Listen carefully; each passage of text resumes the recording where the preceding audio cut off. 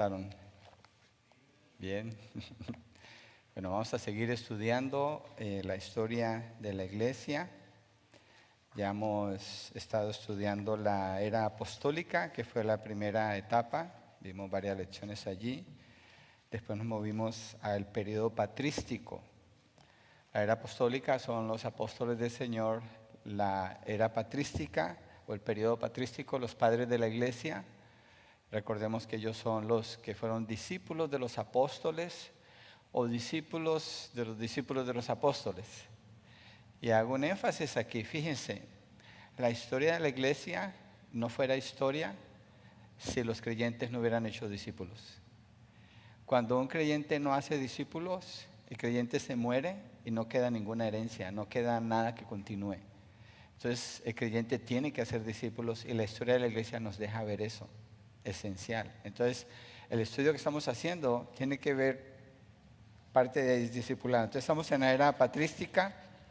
Ya vimos a Clemente, Policarpo y los primeros padres de la iglesia que fueron discípulos de los apóstoles. Después de allí nos movimos a Atanasio, el concilio de Nicea, cuando se empieza a defender. ¿Qué se defiende en el concilio de Nicea? ¿Alguien se acuerda? Yo sé que sí se acuerdan. La divinidad del Señor Jesucristo. Si es de la misma esencia del Padre, de una esencia similar o diferente esencia, la respuesta es la misma esencia. Y terminamos esa sesión estudiando a Atanasio, que fue llamado el santo de la terquedad. Él nunca se echó para atrás. También en esa sesión estuvimos viendo a San Nicolás o a Nicolás, como de ahí se deriva a lo que hoy se conoce como Santa Claus, que es una desviación, una agregación de cuentos, historias, y se llegó allí porque el hombre fue un hombre, era un hombre generoso, era un hombre fiel, y defendió la deidad de Jesucristo contra Arrio. Y ahora entramos a estudiar la vida de Agustín el día de hoy. De Agustín, si Dios quiere, si no alcanzamos a completarlo hoy, lo cubrimos hoy, próximo domingo, y después vamos a estudiar a Crisóstomo, dos hombres muy importantes en la historia de la iglesia, Agustín y Crisóstomo, ¿sí? Agustín. El texto clave para hoy es Juan 1, 14 al 17. Juan 1, 14 al 17. Si quieren seguir con sus Biblias, lo miramos juntos. En la sesión pasada fue Juan 1, del 1 al 3, ahora es Juan 1, del 14 al 17. Y este tiene que ver con la gracia del Señor y con la verdad. Dice, el Verbo se hizo carne y habitó entre nosotros y vimos su gloria, gloria como del unigénito del Padre, lleno de gracia y de verdad. Juan dio testimonio de él y clamó, este era del que yo decía, el que viene después de mí es antes de mí, porque era primero que yo. Pues de su plenitud todos hemos recibido y gracia sobre gracia. Ese es el texto que vamos a tomar de base para el estudio de hoy. Entonces, hay dos principios claves de la fe cristiana que va a ser nuestro enfoque, que vienen en el texto que acabo de leer, que son la gracia del Evangelio y la verdad de la palabra. Voy a repasarlo, ¿les parece? Porque así mantenemos el enfoque, qué es lo que estamos estudiando. Porque uno avanza y después dice, ¿qué es lo que estamos estudiando? Es la gracia y la verdad. La gracia y la verdad. El texto que leímos en el verso 17 dice, porque la ley fue dada por medio de Moisés, la gracia y la verdad fueron hechas realidad por medio de Jesucristo. Verso 17, creo que no lo leí al final. Entonces, la gracia y la verdad fueron hechas realidad por medio de Jesucristo. En Él se hacen realidad. Bueno, dejémoslo así. Se hace realidad plenamente en el Señor Jesucristo. Entonces, hay dos líderes influyentes que Dios usó para establecer esta verdad de una manera más clara para la iglesia entre los siglos IV y siglos V, ¿sí? Esos años 354 a 430. Uno de ellos fue muy prominente en el occidente, el Imperio Romano, y el otro en el oriente del Imperio Romano, ¿sí? Uno de ellos era conocido como teólogo, o es conocido históricamente como teólogo. El otro es conocido como predicador. El que fue teólogo predicaba también, pero principalmente es conocido como teólogo.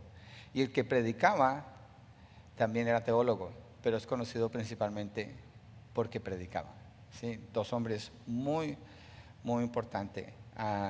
Y Calvino, uno de los reformadores, que él es en los años 1500, mucho después, 1000 años después, Calvino fue influenciado y admiraba mucho a estos dos hombres, ¿sí? A estos dos padres de la iglesia. Para él eran muy importante lo que ellos habían aportado teológicamente para la iglesia del Señor. Y Calvino apreciaba la teología de Agustín mucho, ¿sí? Agustín hizo un énfasis en la depravación pecaminosa del hombre y la gracia inmerecida de Dios. La depravación del hombre y la gracia de Dios. En inglés, los 5 puntos de Calvino, uno es total depravity, total depravación. Total depravación es que el hombre no puede hacer nada para buscar a Dios, para acercarse a Dios o para agradar a Dios. No tiene nada en sí, está muerto en sus delitos y pecados. Esto es total depravity, depravación total. O sea, Agustín hizo mucho énfasis en eso. Y también Calvino valoraba el modo en que Crisóstomo abordaba la Biblia. Crisóstomo es uno de los primeros que al predicar la Biblia no lo hacía alegóricamente. ¿Se acuerdan qué es alegorías? ¿Cierto? Y hoy en día es común, en la iglesia pentecostal sobre todo es muy común. Hombres que leen un texto, nunca lo estudian, nunca analizan su estructura gramatical, nunca investigan el significado de las palabras. Bueno, no nunca, pero hay algo. Pero se ponen a hablar y se inventan cuanta cosa y conectan alguna frase inventando otra cosa. En ese entonces era común que predicaran así, pero Crisóstomo, él no hacía eso. Él se iba palabra por palabra y explicaba el significado del texto. Eso es lo que Crisóstomo hacía. Entonces Calvino admiraba la teología de Agustín y la predicación de Crisóstomo. ¿Por qué mencionó a Calvino? Porque este estudio lo menciona. Calvino es uno de los hombres más inteligentes en la historia de la humanidad. Uno de los hombres que Dios ha usado más para establecer o afirmar la verdad de él. No establecer, pero afirmar lo que Dios enseña y hacerlo de una manera sistematizada. Calvino fue un hombre excelente. Entonces Calvino los valoraba mucho a ellos. Vamos con Agustín entonces. Agustín, él nació en el norte de África en el año 354 después de Cristo. Murió en el 430. El papá de Agustín era un hombre incrédulo, pero la mamá de Agustín era cristiana. El nombre de ella era Mónica. Y Mónica le enseñó a Agustín sobre la fe, sobre el Señor, sobre las Escrituras.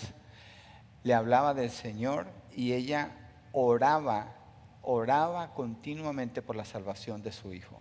Y él, aunque creció con la instrucción de la palabra, él no siguió al Señor. Cuando él creció, él se desvió. Pero Mónica es un personaje histórico también que vale la pena conocer. Yo he aprendido bastante de Agustín a través de mi esposa, porque ella admira a Agustín, la historia de Agustín. Ha estado estudiando por su cuenta la vida de San Agustín y sobre todo la vida de Mónica, la mamá de San Agustín. En su libro de Confesiones, así se llama, Confesiones de San Agustín, él explica cómo Dios lo salva a él, ¿sí? En el capítulo 1 escribe esta oración: nuestros corazones están inquietos hasta que encuentren descanso en ti, Señor. Nuestros corazones están inquietos hasta que encuentren descanso en ti, Señor. Si usted mira su propio testimonio, se va a dar cuenta que es verdad así. La inquietud en el corazón no redimido de Agustín lo obligaba o lo llevaba a buscar placeres, a buscar identidad o llenarse afuera de la verdad de Dios y se soltó al pecado por eso, porque su corazón no estaba lleno del Señor. Cuando tenía 16 años de edad, se fue de la casa. Me hace acordar yo a los 16 años me fui de mi casa a vivir a otro lado del país. Él se fue de su casa, pero yo no soy Agustín. Y se fue a estudiar retórica en Cartago. Y un año después inicia una relación sentimental con una mujer por 15 años más o menos. Nunca se casó con ella, pero tuvieron un hijo. Entonces, él vivía una vida fuera de orden, una vida sin compromiso, era como él vivía, ¿sí? Y en la búsqueda de satisfacción que Agustín tenía, la vida de Agustín se ve así: alguien que conoce la verdad, deja la verdad porque piensa que no es filosóficamente, no es intelectual la verdad de Dios. Él quiere la filosofía. Y a los 16 años se pone a estudiar retórica en Cartago y después rechaza más la verdad de Dios y se inclina, ¿saben por qué? Por las herejías.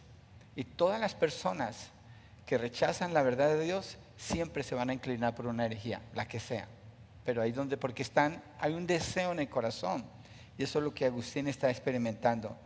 Entonces, la palabra de Dios, la Biblia, no era lo suficientemente elocuente ni filosóficamente sofisticada. Era un mensaje muy sencillo para él.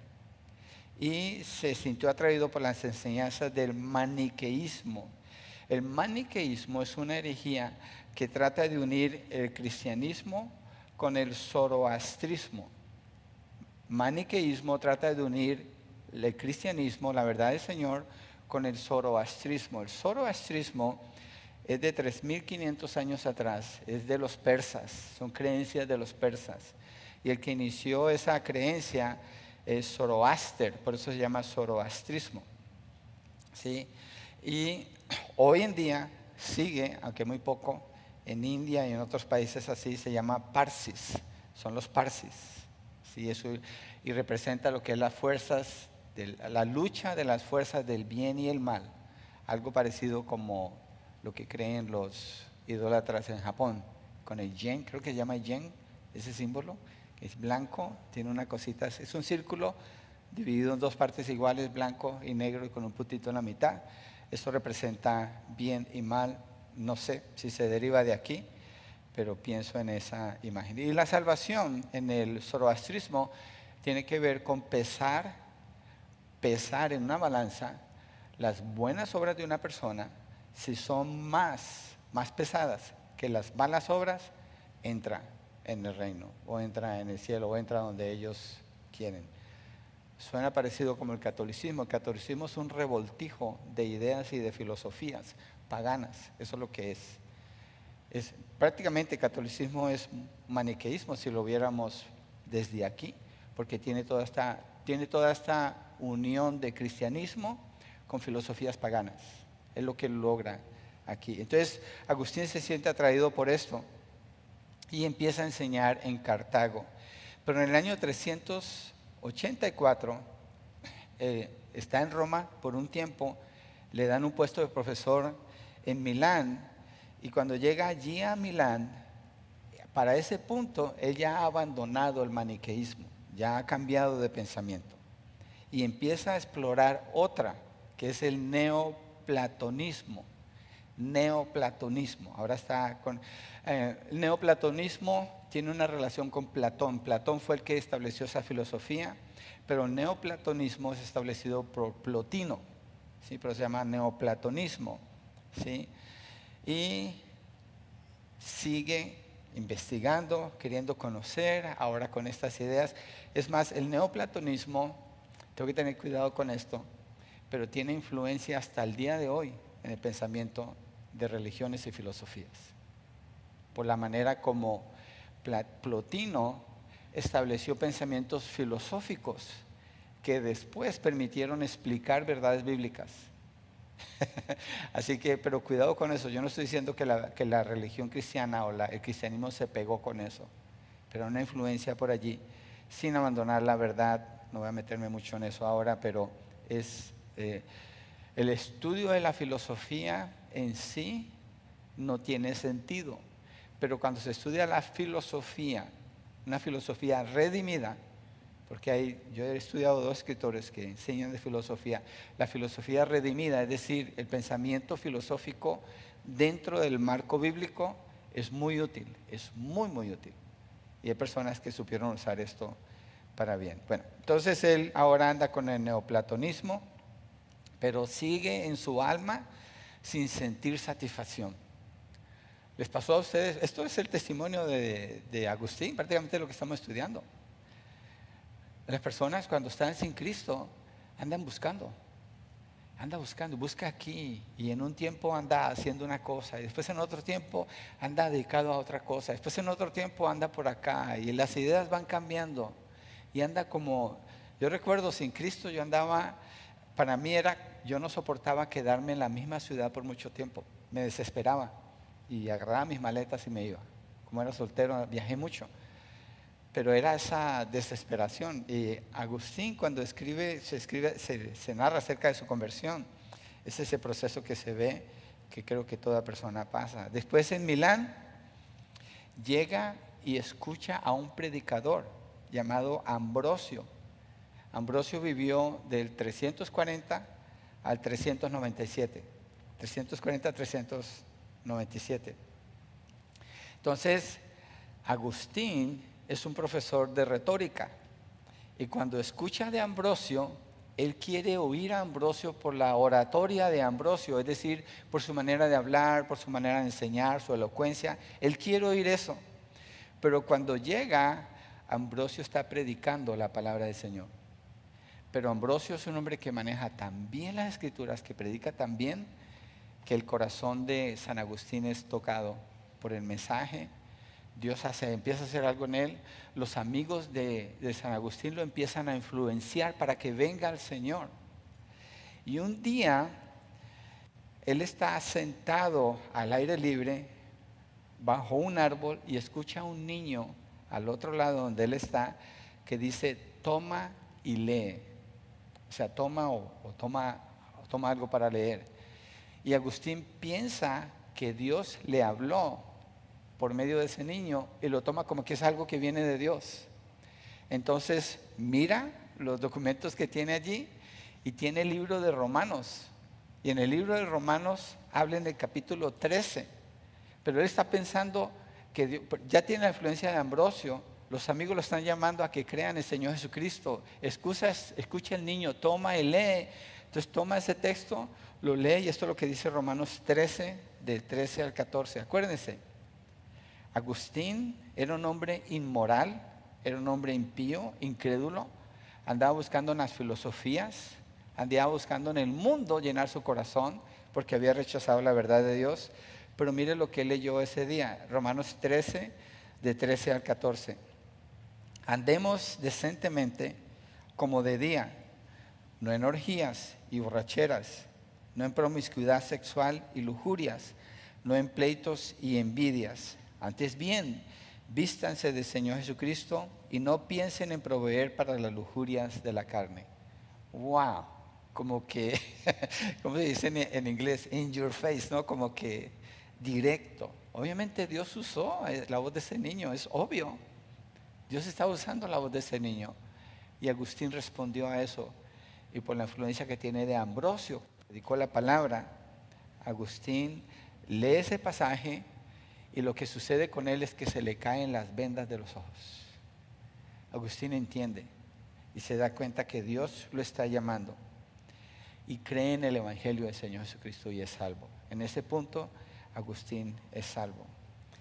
Entonces, después de su conversión, lo que quiere Agustín es exactamente lo opuesto a lo que ha estado experimentando. Está experimentando el pecado, la inmundicia, todo lo del mundo. Ahora que el Señor lo salva, le abre los ojos, él quiere dedicarse a servir al Señor. Él tiene un anhelo y se va a un monasterio para dedicarse al Señor, para ser devoto a servir al Señor Jesucristo. Y es ordenado como sacerdote en el año 391. Recuerden, en el año 325, con el concilio de Nicea, en esa época, en esos tiempos, y con los emperadores, Constantino y los que siguen, La iglesia ha sido denominada como la iglesia universal. Es cuando surge el título catolicismo. Católico significa universal. Entonces cuando sale eso, empieza a cambiar. La iglesia cristiana cambia la forma y se empieza a establecer sacerdotes, obispos y todo esto. ¿Ok? Entonces, esa es la iglesia cristiana que está revuelta allí hasta después en la reforma, es cuando se libera de eso y es lo que tenemos hoy en día. Pero en ese tiempo a él lo ordenan como sacerdote, él es creyente, sí, genuino, sí, en el año 391, para que ministre en la iglesia de Hipona Regia, sí, eso es en Argelia, por eso se llama Agustín de Hipona, perdón, ahí se le dice así, Agustín de Hipona, si tiene ese sobrenombre. En el año 395, el anciano obispo de Hipona, el que estaba encargado allí, nombra a Agustín como obispo, un cargo más alto todavía. Y lo que hace Agustín es que se queda ministrando en esa iglesia hasta su muerte, hasta el año 430. Y él, además de predicar allí, lo que hizo fue que escribió muchos tratados. Y en esos tratados, él trata de obras teológicas como la Trinidad y otro libro que se llama La Ciudad de Dios. Son libros muy importantes. Y también escribió obras polémicas contra movimientos heréticos como el maniqueísmo, que yo lo expliqué, y el pelagianismo. El pelagianismo enseña, lo vamos a ver un poquito más en detalle. El pelagianismo enseña por Pelagio que el hombre nace neutro, ni malo ni bueno, sino neutro. Y que así, estando neutro, la Biblia enseña que el hombre es que bueno o malo. Malo. No hay nadie bueno. Romanos 3:10. No hay nadie que busque a Dios. No hay nadie que haga el bien. Todos a una se desviaron. El hombre nace en pecado. David en el Salmo 51 dice, en pecado me concibió mi madre. Y Agustín habló mucho de eso. ¿Sí? Entonces el pelagianismo dice que no. Que el hombre nace neutro, como que tiene como una pizca de luz en su corazón, como que tiene una capacidad todavía allí de poder por sí mismo escoger a Dios y venir a Dios. La Biblia dice que no, que estábamos muertos. Un muerto no tiene luz, no tiene pensamiento, no tiene decisiones, no tiene ninguna capacidad. Estábamos muertos en la oscuridad. Entonces, San Agustín escribe en contra de ese movimiento herético también. Si quieres saber más de la vida de Agustín, el libro Confesiones es el testimonio de cómo Dios lo salva a él. Tiene varios capítulos muy interesantes. Entonces, es importante destacar que Agustín se convertiría en uno de los teólogos más influyentes de toda la historia de la iglesia. Más influyente de toda la historia de la iglesia, especialmente en Occidente. Y como se ha enseñado anteriormente, sus escritos tuvieron un impacto significativo en los reformadores durante la reforma protestante del siglo XVI. San Agustín, en los años 300, tiene que ver con lo que sucede en los años 1500 a 1600, que tiene que ver con usted y yo el día de hoy. El estudio de la historia es súper importante. ¿A quién usó Dios para salvar a Agustín? A dos personas particularmente, bueno, varias personas. Ambrosio, cuando Ambrosio está predicando, pero de manera específica a un niño, la voz de un niño. Entonces, para Dios no hay nadie que no sea importante. Dios nos usa a todos. Los niños son importantes en el reino de Dios. Muchas veces, yo no sé, a lo mejor usted lo hace, pero mi esposa y yo hemos orado que el testimonio de este niño Dios lo use para ganarse a sus papás. Que el testimonio de este niño Dios lo use para mostrar de la gloria de Dios. Dios usa mucho a los niños también. Y la fe de los niños es una fe pura cuando ellos están creyendo en el Señor. Okay. Entonces, piense usted en lo que he estado leyendo o explicando acerca de Agustín.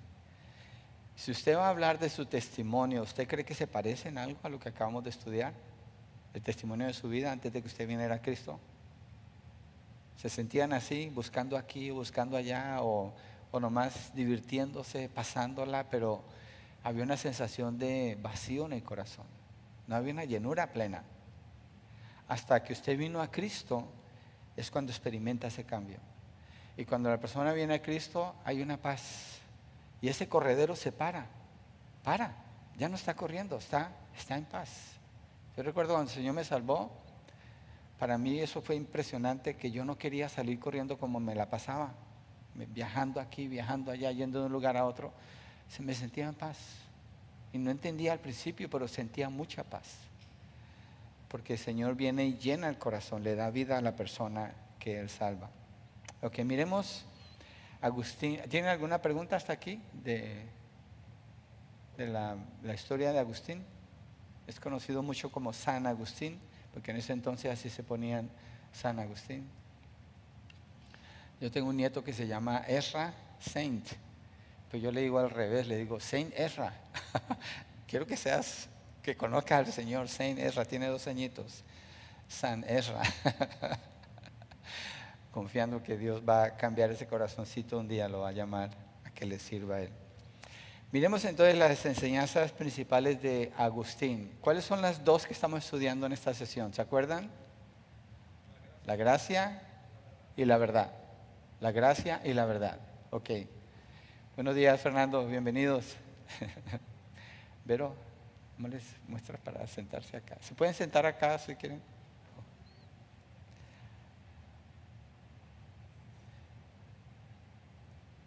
Hermano Fernando viene de Colombia con su esposa, ese misionero que estamos apoyando allá. Qué gusto verlos que están aquí. Okay. Vamos a seguir, ahorita los saludamos, le damos un abrazo y los atendemos bien. Ok, Agustín y la gracia. Agustín ha sido llamado el doctor de la gracia. Si usted está llenando sus notas, él es el doctor de la gracia, ¿sí? El doctor de la gracia. Y por su énfasis en la gracia de Dios, en la salvación, por eso es conocido como el doctor de la gracia. Difícil enseñar delante de alguien que ha sido mi profesor, pero bueno, voy a tratar. No, Fernando es bien buena gente, bien buena persona, un hombre muy sencillo.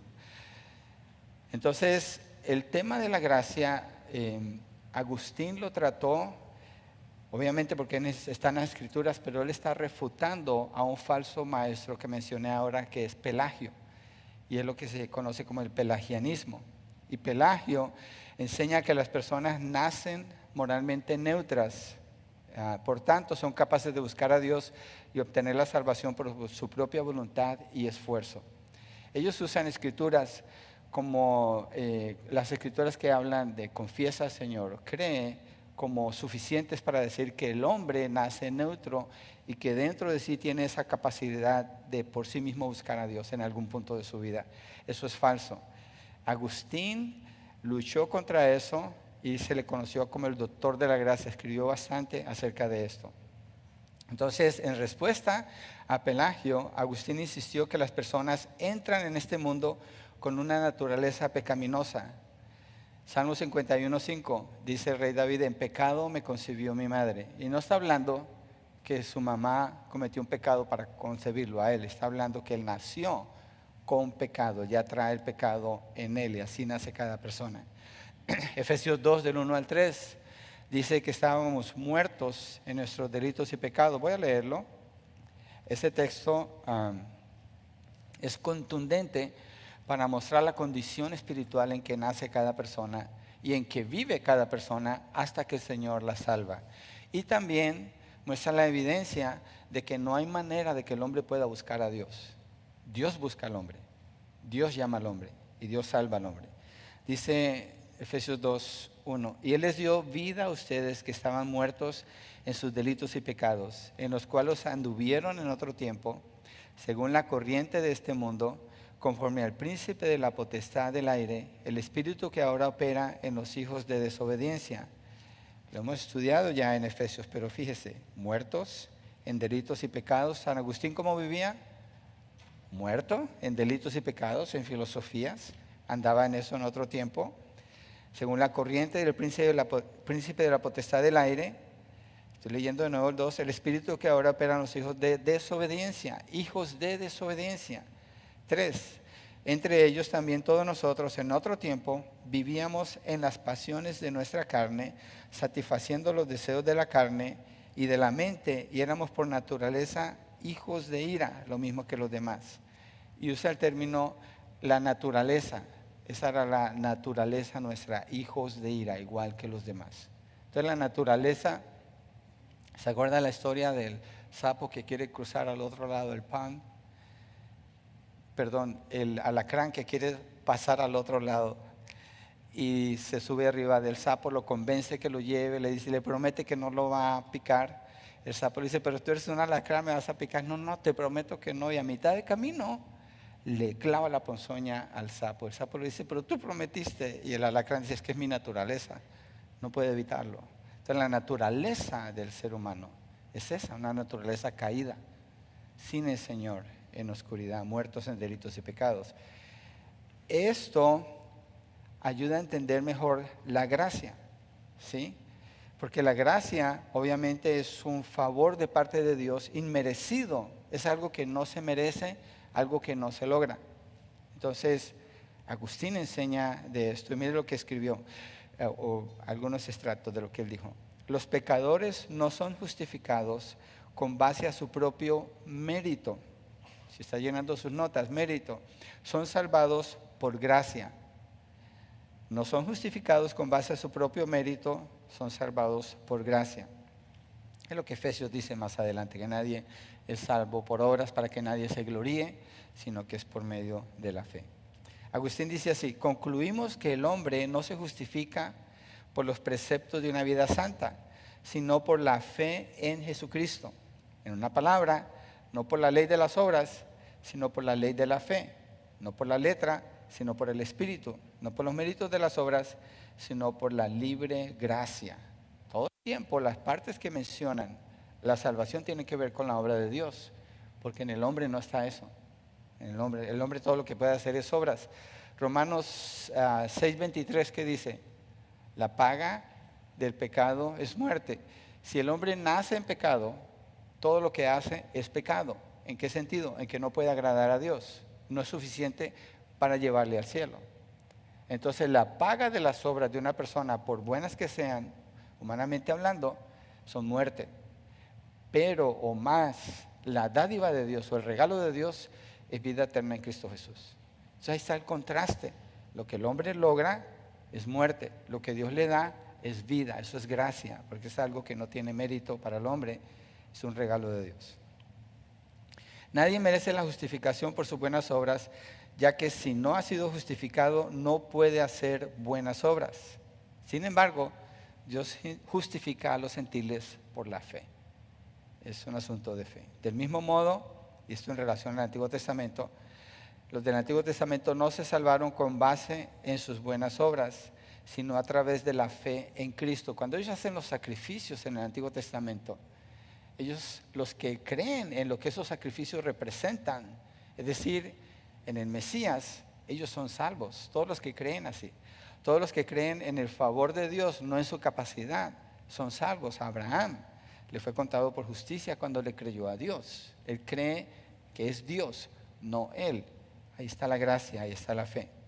Agustín dice lo siguiente: Abraham fue justificado no por su propio mérito, como si fuera por las obras, gracia de Dios a través de la fe. Por la gracia de Dios a través de la fe. Y hablando de los santos del Antiguo Testamento, de cualquier virtud que puedas declarar que poseían los antiguos justos, nada los salvó, sino la creencia en el mediador que derramó su sangre para la remisión de sus pecados. Siempre es fe, siempre es gracia. Agustín enfatiza mucho esto. Como la salvación es por gracia y no por obras, hasta el peor de los pecadores puede salvarse. No hay corazón que Dios no pueda alcanzar. No hay persona. Una aplicación para nosotros es cuando oramos por un familiar, por un conocido, y llevamos años pidiéndole al Señor, y el Señor, y esa persona, nada que cambia. Hay como un sentido de frustración a veces, porque este no va a cambiar. ¿Cómo va a cambiar si está muerto? No puede. Es verdad. Por eso la frustración. Entonces tenemos que confiar en Dios, que puede cambiar ese corazón. Y ahí es donde el enfoque No es la persona, es Dios. Esa es la gracia.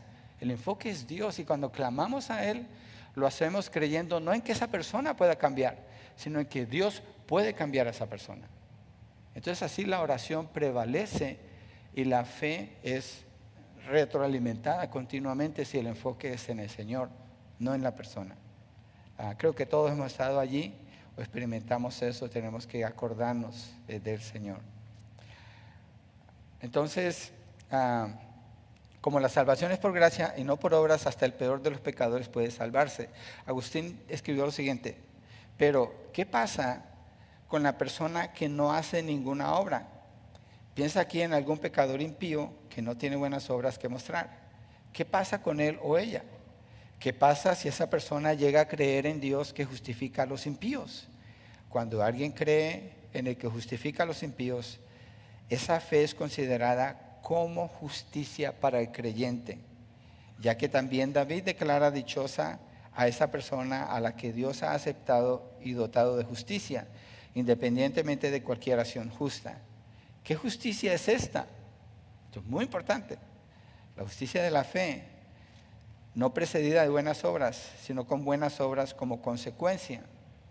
La persona cuando es salva empieza a hacer esas obras de justicia.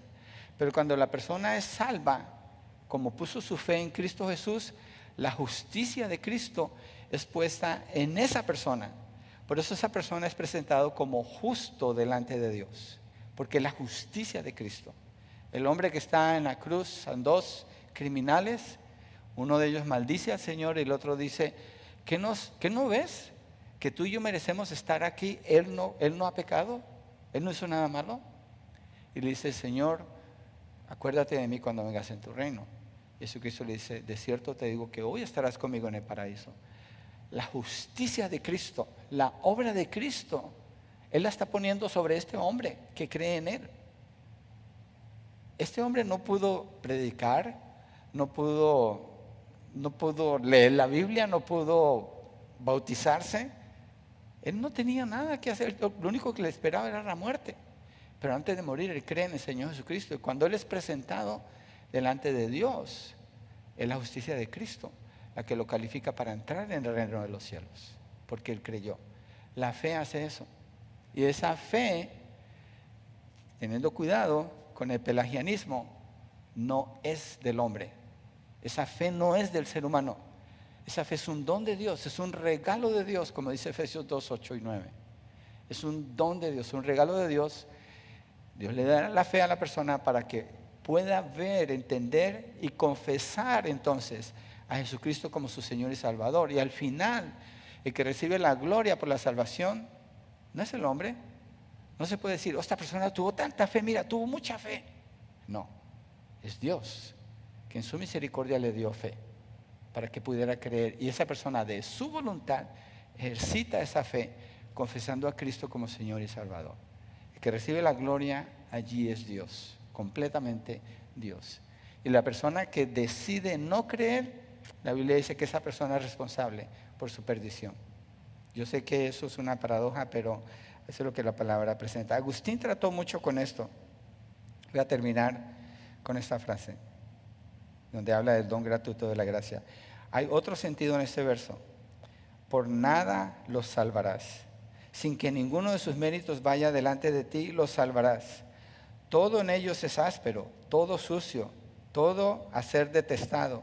Y aunque no te traigan nada por lo que puedan salvarse, por nada los salvarás. Es decir, con el don gratuito de la gracia. El don gratuito de la gracia. Entonces, la gracia impide que alguien se pueda jactar de su salvación. Ninguno de aquí podemos decir eso: yo creí mucho, yo tuve mucha fe. No, lo que podemos decir es: Dios me salvó. A veces cuando yo le pregunto a alguien de su salvación, le digo: ¿por qué piensas que vas a entrar al reino de los cielos? Y la persona dice: es que yo creí, es que yo he leído la Biblia, es que yo eso. Le digo: entonces no eres salvo todavía. No has entendido la salvación. Seguramente que no. Porque el que es salvo no se amerita nada a sí mismo. Al contrario, dice: yo no podía creer, pero Dios me llamó, me cambió el corazón, me abrió los ojos y lo confesé en respuesta a lo que Él hizo por mí, al llamado que Él me dio. Es importante eso, ¿sí? Y esto de la gracia es esencial para la fe cristiana. Vamos a orar. Padre, gracias por tu bondad, por la persona de Agustín, un hombre histórico que vivió, Señor, estos tiempos, años 300, y que al ver su testimonio es esencial para nosotros ver el valor histórico que tiene, porque él no pudo aportar nada por sí mismo. Tú lo llamaste cuando él estaba perdido, tú lo salvaste cuando él no podía ver, Señor, y desde entonces hiciste de él un hombre completamente diferente, que pudo ver su trasfondo pecaminoso con la bondad que tú le presentabas y la gracia apasionó su corazón, por lo cual escribió y defendió la fe, Señor. Y hasta el día de hoy somos influenciados con estas enseñanzas basadas en la Biblia, Señor. Sabemos que la Biblia, la palabra la que determina la verdad, pero vemos, Señor, el efecto de esto en el corazón de alguien como Agustín. Gracias, Padre, gracias por nuestras vidas, por la obra que has hecho. Oramos por quienes no están en Cristo. Usted está aquí, usted no está en Cristo. Usted no tiene su corazón lleno de la gracia y la bondad de Dios. Yo le invito a que crea. Si Dios le está hablando a su corazón, que no se detenga donde está, que tome ese paso de fe. Crea en el Señor, crea en Él. Confiese a Cristo como su Señor y Salvador. Dios lo va a guiar allí, Dios va a afirmar esa obra en su corazón, Señor. Padre, oramos por los que ya estamos en la fe, que seamos fieles, basados en tu gracia para presentar el mensaje del Evangelio en Cristo Jesús. Gracias, Padre. Amén.